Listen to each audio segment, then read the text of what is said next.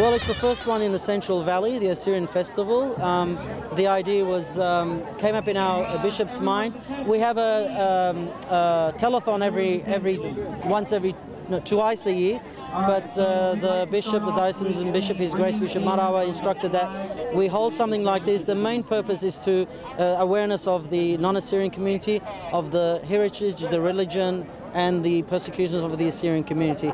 And what you see here is our people, and not only the Assyrian community, but the community at large. The non-Assyrians are here enjoying themselves and enjoying the festivity. The main purpose for having the Assyrian Festival is, some of the proceeds that we make from this weekend are going to go to Assyro.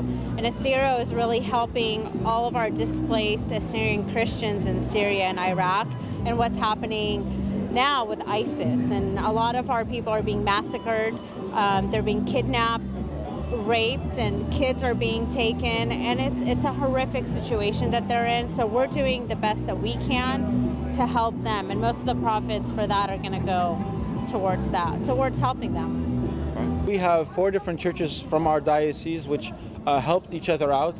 That's the parish in San Francisco, which we're from, and then we also have parishes, of course, in Turlock, in Ceres, and also in Modesto, which are working together on this. Of course, our parish in San Jose also has their own festival, which took place just last week.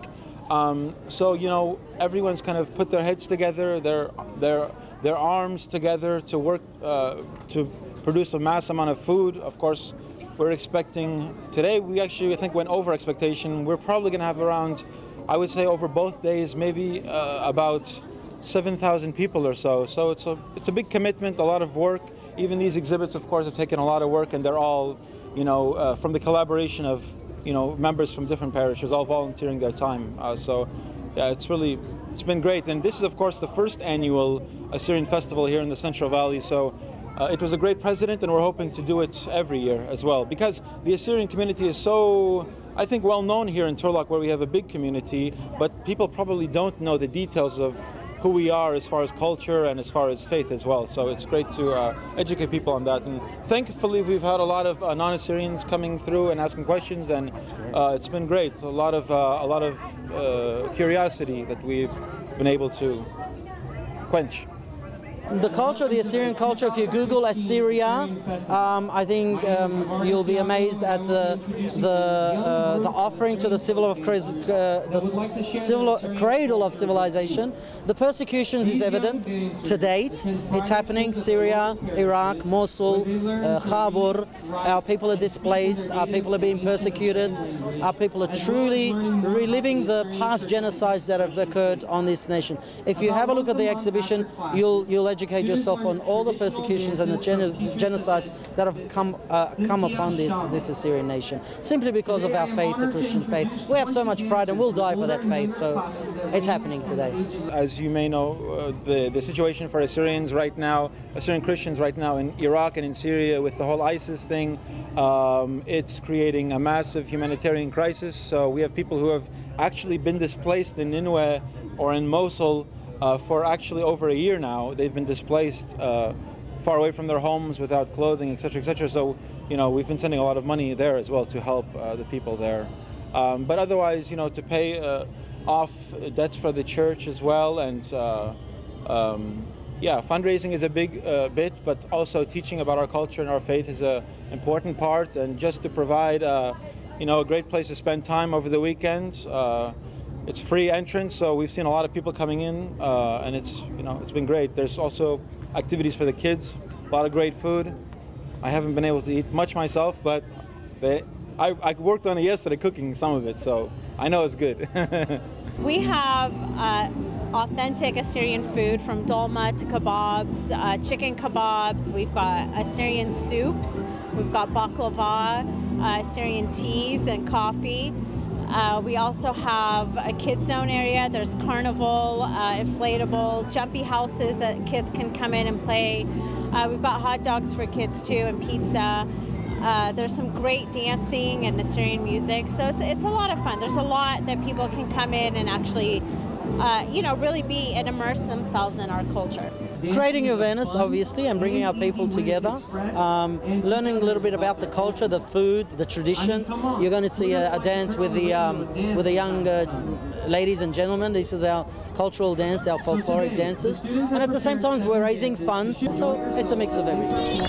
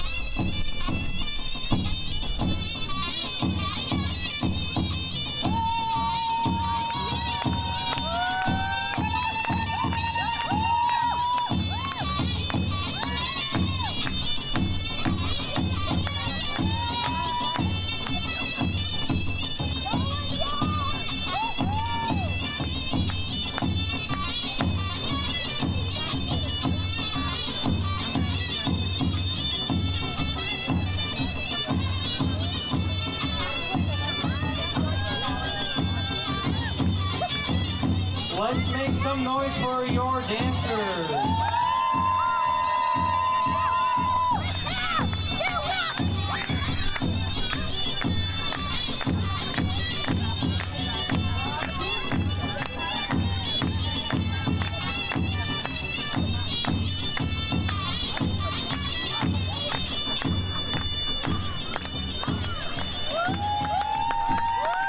We've been here since the first start of civilization.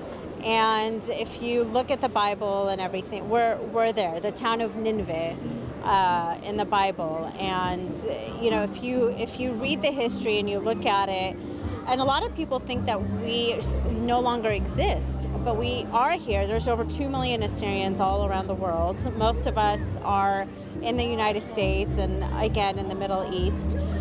There's a lot in Australia, so we're all over the place. But with the Assyrian population, and our church really, the Assyrian Catholic Church of the East, was founded in 2 AD by St. Thomas, one of Jesus's apostles. So that's something that a lot of people don't know, that we're an apostolic church, and that's why you see a lot of that within the exhibit and within the festival. A lot of people don't know the difference. They'll ask us, "Oh, are you from Iraq or Iran?" And it's like, "What language do you speak?" We speak Assyrian, which is Aramaic, and that's the language that Jesus spoke. If you watch Passion of the Christ, he's speaking Aramaic, and that's the language that we speak. It's Assyrian. So, and that's what we're trying to educate people with. They come in, look at the exhibit, and really get to know who we are. You may know somebody that's Assyrian, and you're like, what's an Assyrian? This is the chance to come in and really see that. Our exhibit this year at the Assyrian Festival is divided into 3 different sections.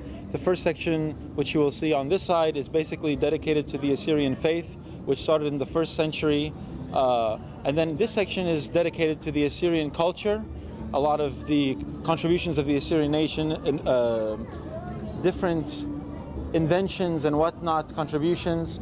And the final section is actually dedicated to the Assyrian genocide, which this year actually we're commemorating 100 years since the genocide, which started in 1915 at the hands of the Ottoman Empire, actually.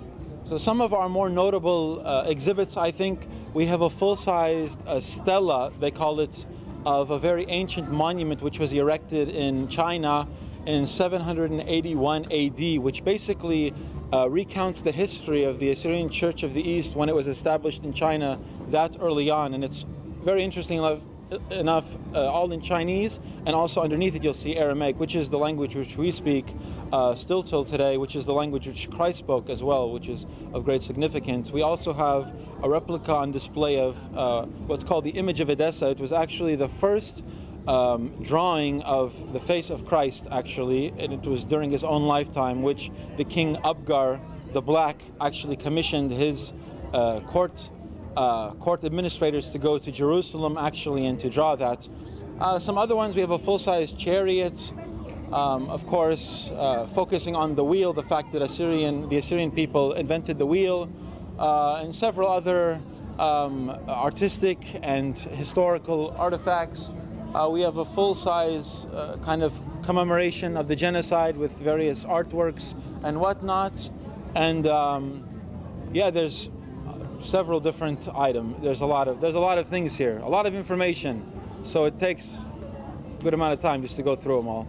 The elders, of course, they've all been coming in and really been amazed. I've mostly been inside here at the displays, and most everyone's pretty much amazed. They've all come and said they wish that we had something permanent like a museum like this to be in the Central Valley where people can come anytime that they want. But at least once a year, as I said, we hope to do it every year. And I'm sure with each year we'll have more and more people coming in. So it's been great. Of course, our elder generation, they've always been proud of our history, tried to pass it down to us. So to see it to come to fruition, to share it with others, especially who are non-Assyrian, is a great place to spend our time. The Assyrian population is heavy here in the Central Valley, and a lot of them migrated here from back home, from Iraq or Iran, and migrated to Turlock. And you'll see some of those that came in the late 1890s, 1900s, and established themselves in the Central Valley. And then family members came and so forth. So that's how we have a big population here in the Central Valley.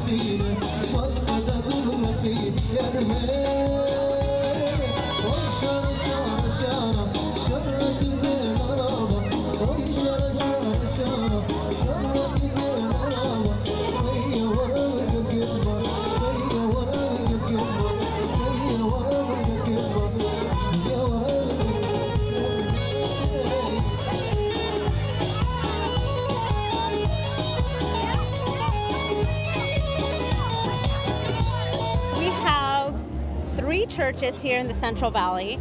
We have Marade in Turlock, Margiorgis in Ceres, and then Marzaya in Modesto. And then we also have the San Francisco Church that has also come in and helped us put all this together. So with those three churches in the Central Valley and then the San Francisco Church, we've all come together and tried putting this festival together. Those who are watching this, please do come out, Turlock Fair, come out and enjoy yourselves. I promise you won't be disappointed.